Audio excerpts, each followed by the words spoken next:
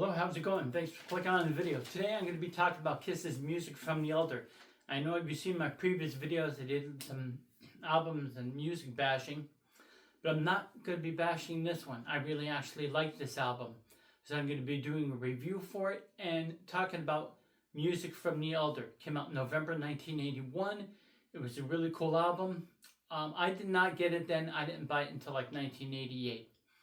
However, anyways, I understand why a lot of people didn't like it at the time in 1981 when they were fans and they bought the new Kiss album.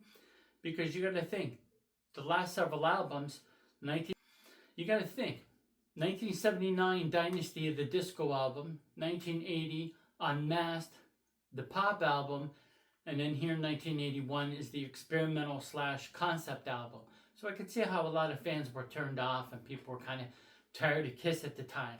But as years progress and years go by, people tend to always look back. Older fans, newer fans.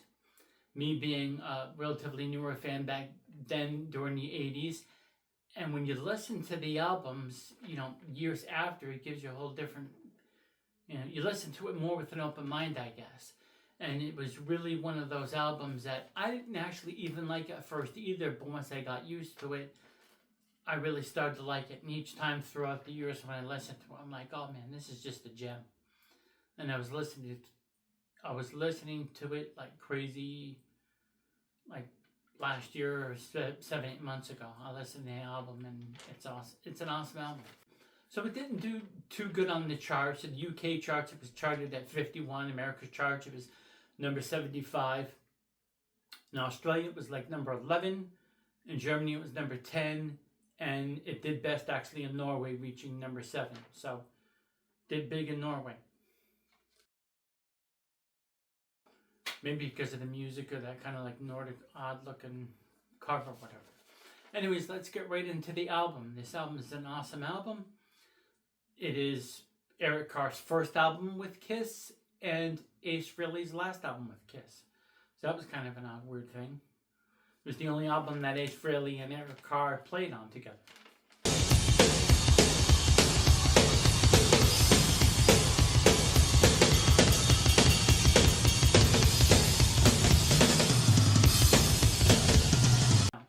So fanfare, corny, weird instrumental opening, flute, horns, and orchestration. It was an okay instrumental, I understand. I guess it made sense for the album.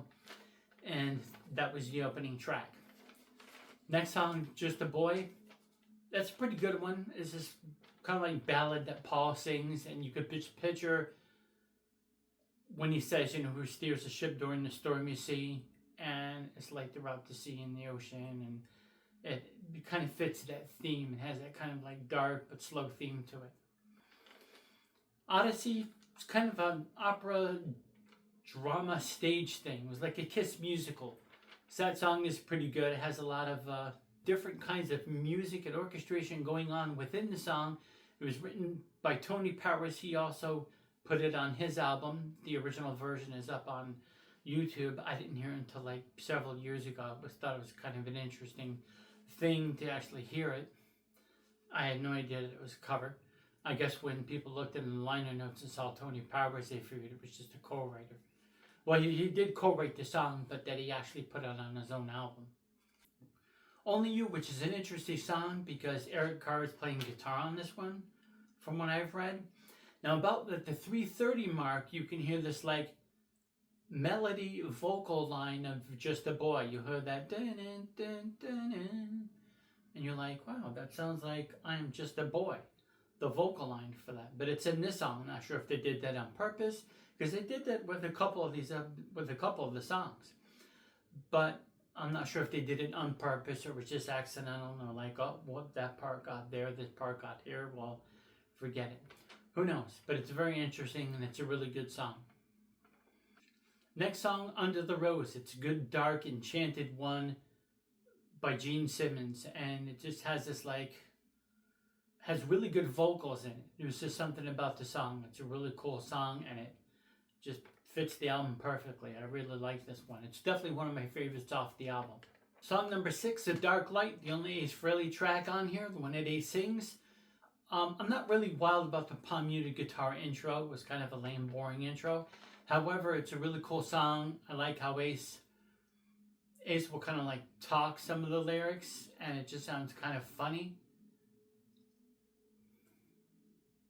It gives the song a little bit more dynamic, but it's also just kind of funny when you listen to Ace just shout out those, not shout out, but just speak those lines, and it just gives it that kind of interesting and different, but then yet funny. And of course, Ace doing it, it just automatically makes it funny. Because people are always continuously tired of the same sound and the same look, so eventually they took off their makeup. You can imagine what it would have been like if Kiss kept their makeup on throughout the 80s.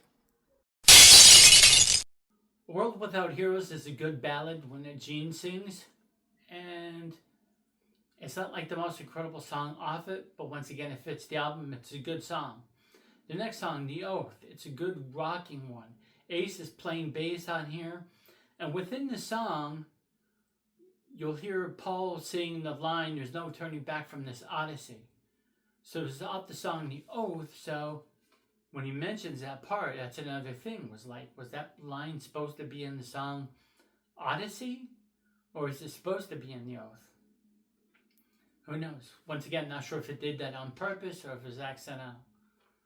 But you see how it would confuse people thinking, well, Odyssey. And then, because he doesn't mention there's no The Oath in the chorus or anything, so.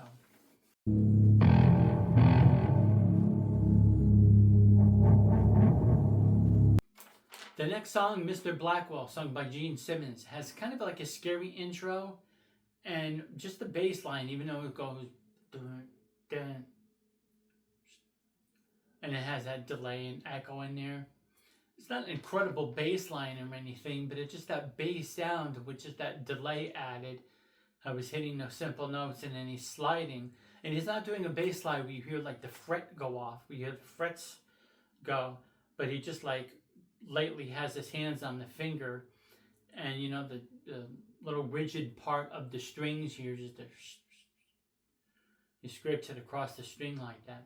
So it just gives that really cool, like, wicked, intense, dark sound to it, and I really like it. And it's a slow song, but it's not a ballad, and it's just definitely one of my other favorite songs off the album, Mr. Blackwell. The next song, this is another rocking one. This is one they released the single for, because it's definitely one of the best rocking tracks off of the album. It has a good positive message in it, and it's definitely what Kiss is not known for. I know they're known for rock and roll all night and party every day, and the whole thing about partying and stuff. But this is definitely that part and that aspect of it described, I guess, Ace and Peter. But I absolutely, definitely described more of like Paul and Gene. Now, Gene didn't drink and Paul drank, but very rarely. But that whole line, "Don't need to get wasted, it only holds me down," and just believing in yourself, that was the whole idea and the whole attitude of Kiss, believing in yourself.